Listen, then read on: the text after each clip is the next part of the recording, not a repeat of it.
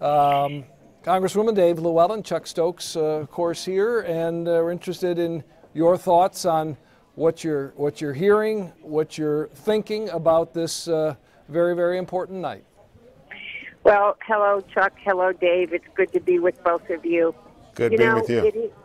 It's been a long day. We've seen some very long lines in my district in Ann Arbor on the campus. Lines for 2 hours, 2.5 hours. We've heard other places are down. So as most people know, contrary to what many, many others have said, I always believed that Michigan was competitive, and you saw that play out in the last few days. I do think she will win Michigan tonight, tighter than many thought. And I know she's going to win tonight. I'm just one of those people that never takes anything for granted. And I think I'm most focused on tomorrow, when we've got to take a very divided nation and figure out how we're going to pull together and remember we're all Americans first. And how do we do that? Because these are two unpopular candidates. If you look at what the polls tell us, how does this healing, this bringing people back together, how does that happen? How you begin the process? Well, I have, as you know, I work very closely with all of my colleagues in the Michigan delegation, and I have been very careful to maintain that level of respect and cordiality with all of them throughout this election cycle. And I said to David Trott, to Mike Bishop, to Tim Walberg, we have to show the American people that we are going to come together the day after the election and that we are going to work together. And all of them were very much, absolutely, we're going to do that, and we need to do it. I think any of us that don't understand the level of frustration out there, I say to my staff and to people constantly, the American people are tired of partisan victory, and they're tired of politicians that talk gobbledygook, and you don't know what they're saying. I think they want more straight talk. They want it. There are problems that they're really worried about, and I think we've got to find a way to work together to understand these issues and to say, okay, let's work together to solve them. I'm also somebody that doesn't think that compromise is a dirty word. I got, pulverized for saying on CNN last week that we need to work together with Republicans on the Affordable Care Act. Well, I want to bring people together. I want to figure out how do we fix it and how do we bring people together. So I'm somebody that spent a career in and outside of government trying to do that, and I'm more committed, not less, to doing that tomorrow.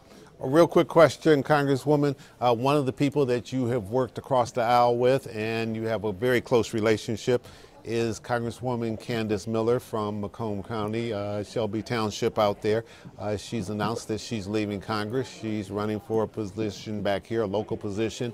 How much does that bother you, given the tightness and the closeness that you all have worked together on? She knows I was very sad that she was leaving. I think the two of us have demonstrated how two people can work together. We've done a number of things together without drama, without sound bites. We'd email each other at 6 a.m., are you worried, and come up with a plan and then go execute it. I will miss her greatly. I wish her nothing but good luck in her future, but I still have other colleagues that are my friends that I can work with, and I'm absolutely committed to doing that. Well, I hope many of your colleagues feel the same way outside of the state of Michigan, because what we have, frankly, going on right now certainly isn't working very well. But we can't give up. We still have the greatest form of government in the world. We do. Democracy is more than 200 years old. I go back to, I've thought about this a lot lately for many different reasons, some of the issues that I've worked on. 9/11 was one of the worst times in this country. None of us will ever forget it, how frightened we were. But we had a Republican president, George Bush, but he was not going to let us be divided by fear and hatred. He pulled us together. And that, in my lifetime, is a time with what it meant to be an American and how proud I was and how we pulled together. We got to figure out a way to tap into that patriotism we all felt then and find a way to unite us again. We would be remiss if we didn't ask about Congressman John Dingell, the former Dean of the United States House of Representatives, and oftentimes people call him the king of tweets.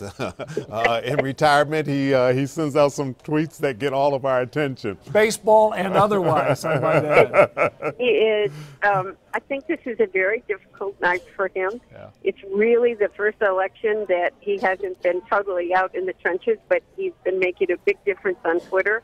He loves everybody. Thank God his wisdom and knowledge is there to keep sharing with everybody, and he will be very glad. Chuck, you know that he loves your dad very much, and I'm very lucky that I've got him as my partner. Well, we were lucky to have him in Congress for such a long period of time, and I hear he's writing a book, so we're all looking forward to reading that one day. Congresswoman, thank you so much for joining us.